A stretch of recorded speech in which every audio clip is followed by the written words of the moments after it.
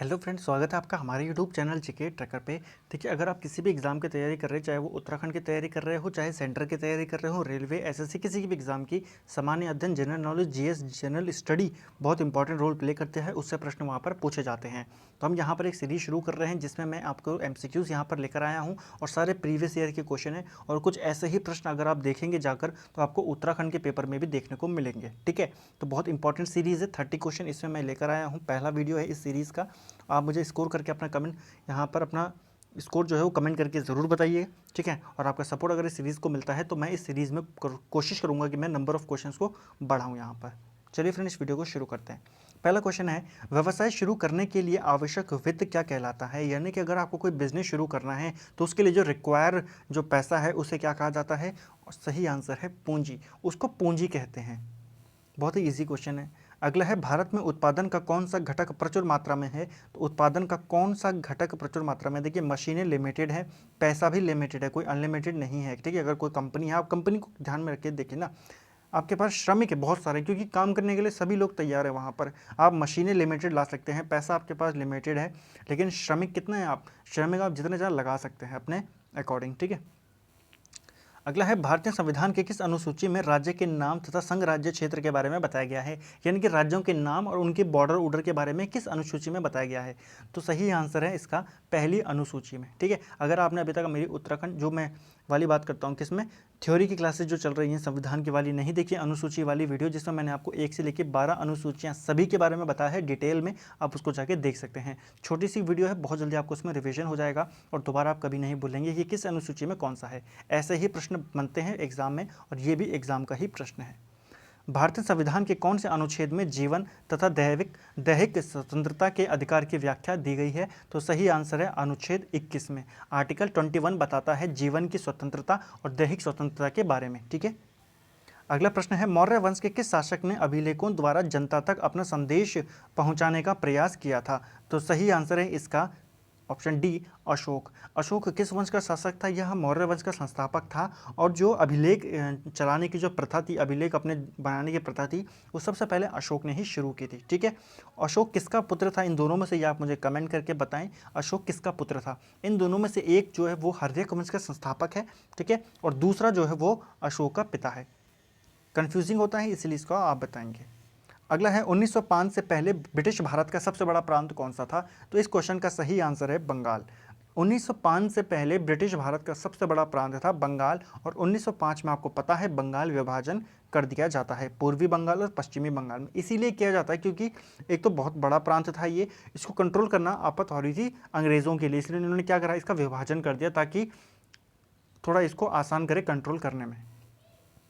पृथ्वी कितने समय में 1 डिग्री घूम जाती है? तो पृथ्वी को 1 डिग्री देशांतर घूमने में लगते हैं 4 मिनट। ठीक है, 1 घंटे में कितना डिग्री घूम जाएगी वो? 1 घंटे में 15 डिग्री पृथ्वी घूम जाएगी। अगला है, 8 ग्रहों में बृहस्पति सूर्य से कौन से स्थान पर स्थित है?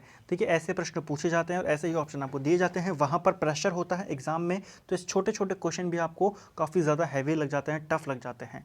बृहस्पति सूर्य से कौन से नंबर का ग्रह है? तो यह 5वें नंबर का ग्रह है। ठीक है, रक्त का थक्का जमाने के लिए आवश्यक थ्रोम्बोप्लास्टिन का स्रावण कौन करता है?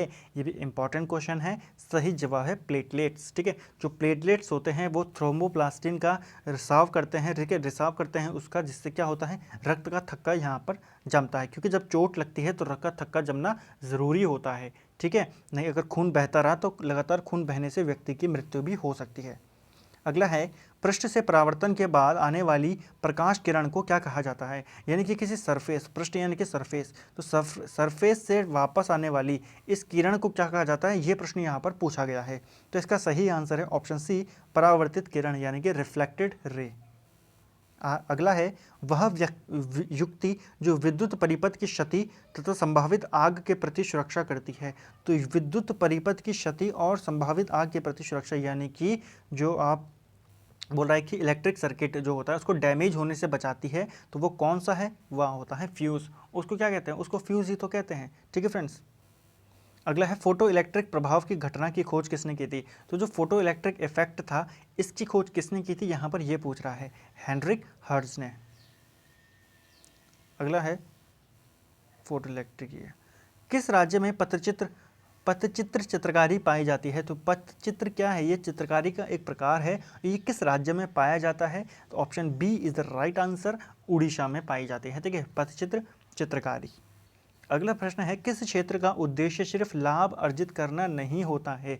तो कौन सा क्षेत्र ऐसा है जिसका उद्देश्य केवल लाभ अर्जित करना नहीं है? तो राइट आंसर है सार्वजनिक क्षेत्र। जो पब्लिक सेक्टर्स होते हैं, केवल उनका उद्देश्य लाभ अर्जित करना नहीं होता है, क्योंकि वो सरकारी होते हैं और उनका उद्देश्य क्या है? एक बेहतर सर्विस देना।